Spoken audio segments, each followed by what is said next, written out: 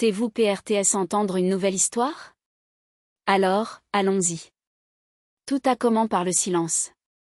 Non pas ce silence confortable, empli de compréhension mutuelle que partagent deux très proches, mais un silence lourd, paix comme du caramel au beurre sale. Il s'abattait sur notre appartement lyonnais dès que le cliquetis du clavier d'Alexis, le prêt de mon enfant, cessait. Elena, je suis fatigué. C'était devenu son mantra, sa rengaine de fin de journée. Le dner, le canap', le téléphone. Mes tentatives pour engager une conversation sur autre chose que le programme des activités de notre fils de 7 ans, Misha, se brisaient contre le mur de pierre de sa fatigue. Il était un bon mari, fiable comme une horloge suisse. Mais je me noyais dans cette fiabilité. J'avais 32 ans, mais je me sentais comme si j'en avais 100. La vie filait devant moi, peinte dans des nuances de beige et de gris. Et puis il est apparu. Denis. Le nouveau directeur artistique de l'agence où j'avais pris un poste mi-temps pour ne pas dépérir. Il était l'antithèse absolue d'Alexis. Explosif, impulsif. Son rire était sonore et contagieux. Il remarquait la nuance de mon rouge à lèvres, le sillage de mon parfum, l'étincelle dans mes yeux lorsque j'avais une idée brillante. Elena, tu rayonnes aujourd'hui, m'a-t-il un jour en passant PRS de mon bureau. Son regard était chaud, d'une attention presque brûlante. C'est la faute du caf, avais-je plaisant, sentant le rouge me monter aux joues. Je ne te crois pas. Il a souri, et des petites rides se sont formées au coin de ses yeux. L'éclate vient de l'intérieur.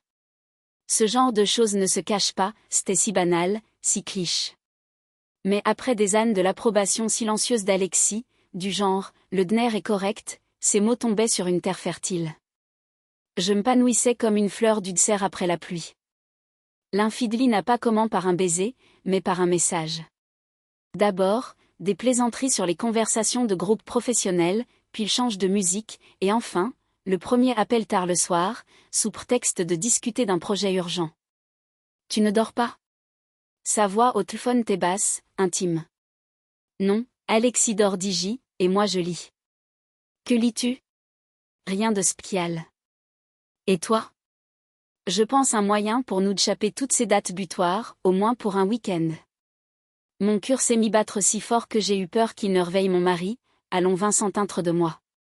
La trahison ne frappait pas ma porte avec fracas, mais avec un murmure feutre dans le combin du téléphone. Notre première rencontre. Pas un rendez-vous, non, une sortie professionnelle pour chercher d'Air France pour un nouveau client. Nous étions assis dans un petit caf de la Presqu'île, et sa jambe a accidentellement FRL la mienne sous la table. Je ne me suis pas carte. Dans ses yeux, je ne voyais pas une MRE et une pousse fatigue, mais une femme. Désirable, intéressante. Je n'arrête pas de penser toi, Elena, a-t-il dit, et ses mots étaient dépourvus de grandiloquence. Seulement un trouble simple, presque enfantin. Ce n'est pas bien. Je sais que tu as une famille, mais je suis en train de couler. Moi aussi, ai-je chaud. Et cet instant, le monde s'est scindé en un avant et un après.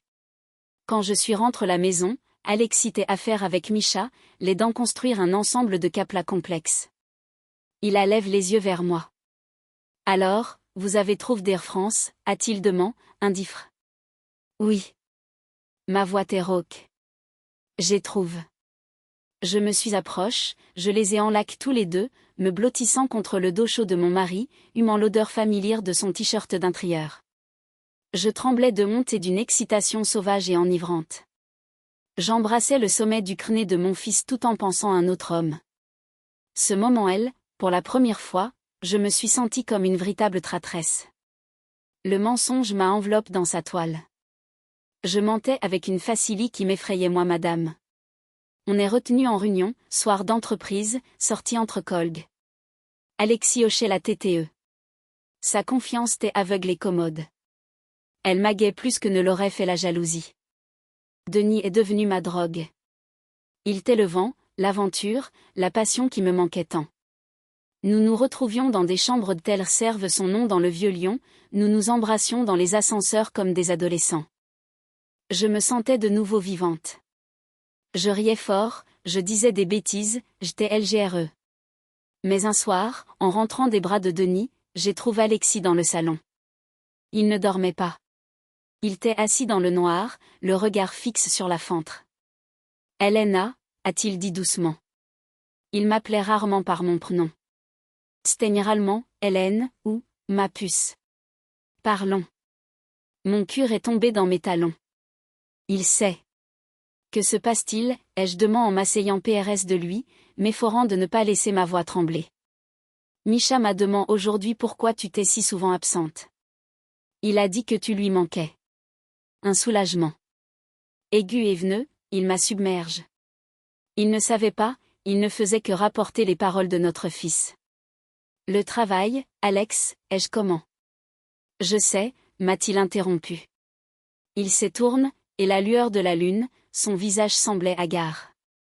Mais tu me manques aussi. Nous me manquons. C'est comme si nous vivions des vies parallèles dans le madame appartement. Quelque chose a vacillé en moi. C'était le premier clair de lucidité depuis longtemps. J'ai vu dans ses yeux non pas de la fatigue, mais une douleur, la madame que la mienne. Partons quelque part, a-t-il propos soudainement. Juste nous deux, comme avant. On laissera Misha chez mes parents. Et moi, la traîtresse, qui avait en lac un autre homme quelques heures plus tété, j'ai senti les larmes me monter aux yeux. D'accord, ai-je acquiesce. Ce sera génial. Mais le génial n'est jamais arrive.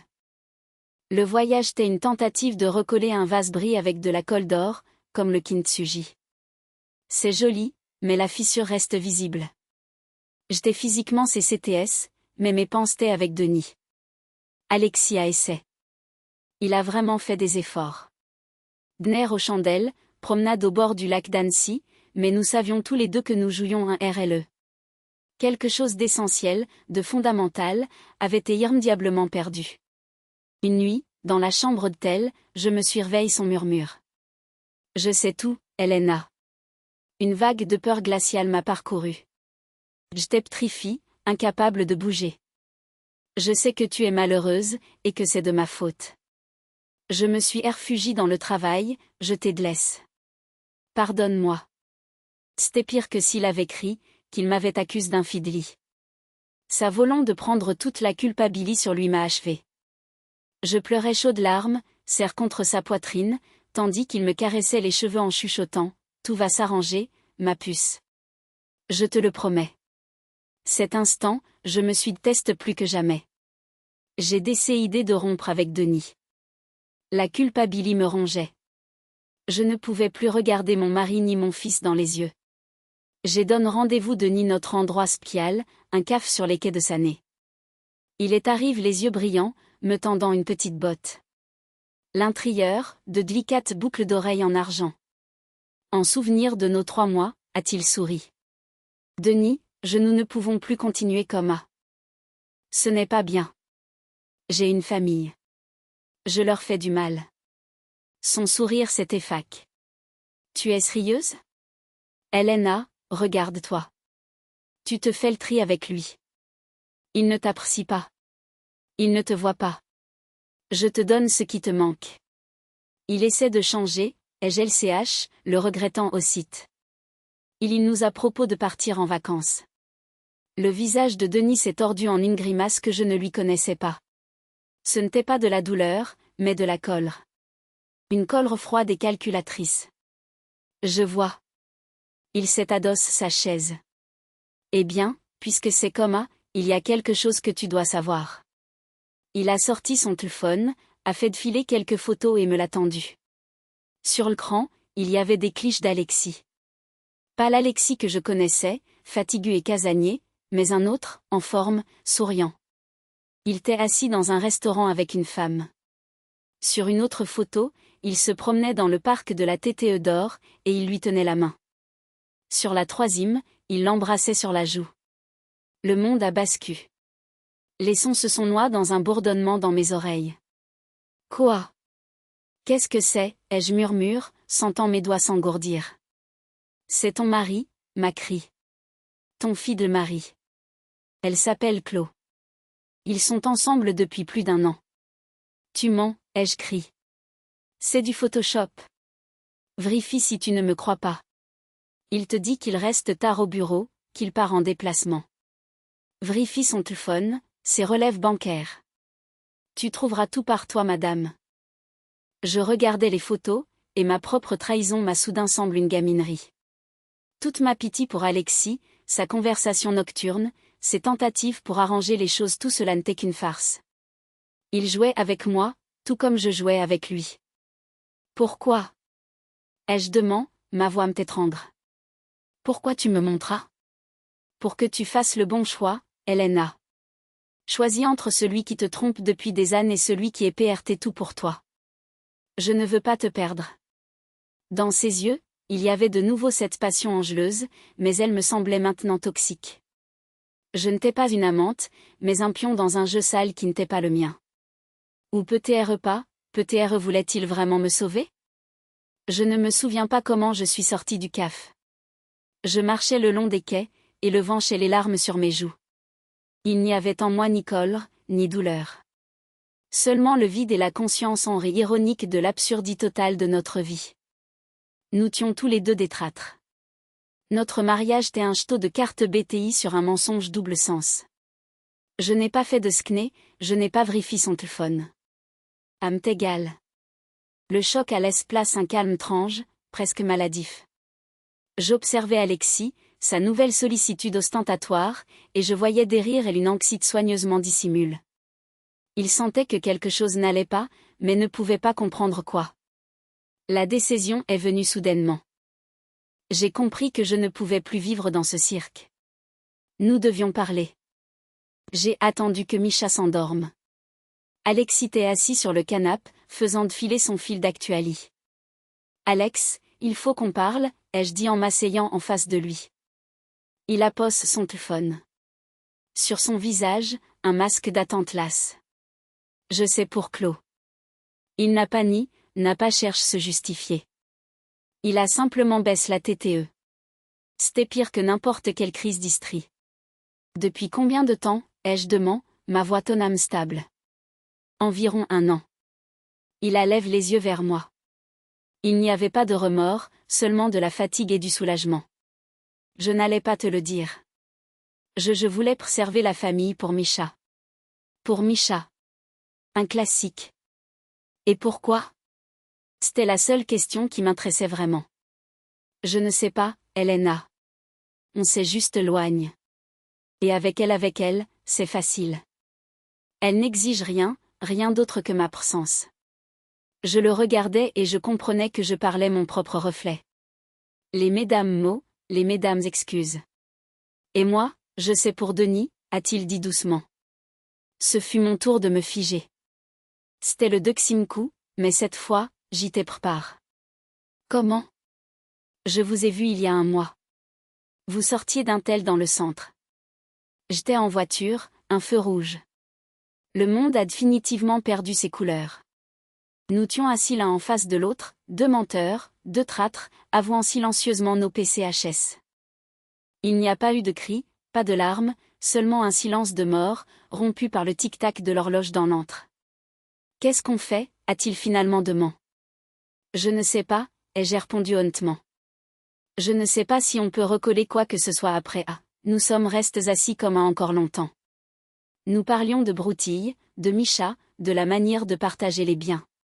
C'était la conversation la plus étrange et la plus honte de ces dernières années. Nous avions enlevé nos masques, et en dessous se trouvaient 2 personnes puis et malheureuses qui s'étaient un jour aimées, puis s'étaient simplement perdues. Le dénouement est arrivé 1 semaine plus tard.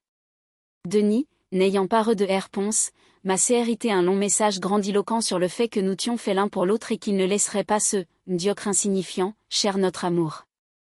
Je l'ai lu et j'ai ri, un rire amer, hystérique. J'ai montré le message à Alexis. Il l'a lu et a reniflé. Garon Naf. Oui, ai-je acquiesqué. Naf. Ce soir pour la première fois depuis longtemps, Alexis et moi avons dîné ensemble sans ce silence pesant. Nous avons parlé, nous nous sommes souvenus de notre rencontre, de l'attente de Misha. Nous ne nous sommes pas pardonnés. On ne peut pas pardonner de telles choses. Nous l'avons simplement accepte le fait de notre chute mutuelle. Nous ne sommes pas restés ensemble. Trop de poison avait été versé dans les fondations de notre mariage. Mais nous ne sommes pas devenus des ennemis non plus. Nous sommes devenus des partenaires. Des partenaires pour l'éducation conjointe de notre fils. Parfois, en allant chercher Misha chez Alexis, je le vois avec Chloé. Elle a l'air vraiment calme et simple. Moi, je rencontre parfois différents hommes. Mais je n'ai jamais répondu de nid. Son image est jamais lie dans ma mémoire, non pas la passion, mais la Léon la plus hors de ma vie. L'histoire de notre trahison ne s'est pas terminée par un scandale retentissant. Elle s'est terminée en silence, comme elle avait comment. Et maintenant, avec le recul, je comprends qu'Alexis et moi, nous ne nous sommes pas trahis l'un l'autre. Nous nous sommes trahis nous mesdames, ces jeunes amoureux qui croyaient autrefois que leur amour pouvait tout surmonter.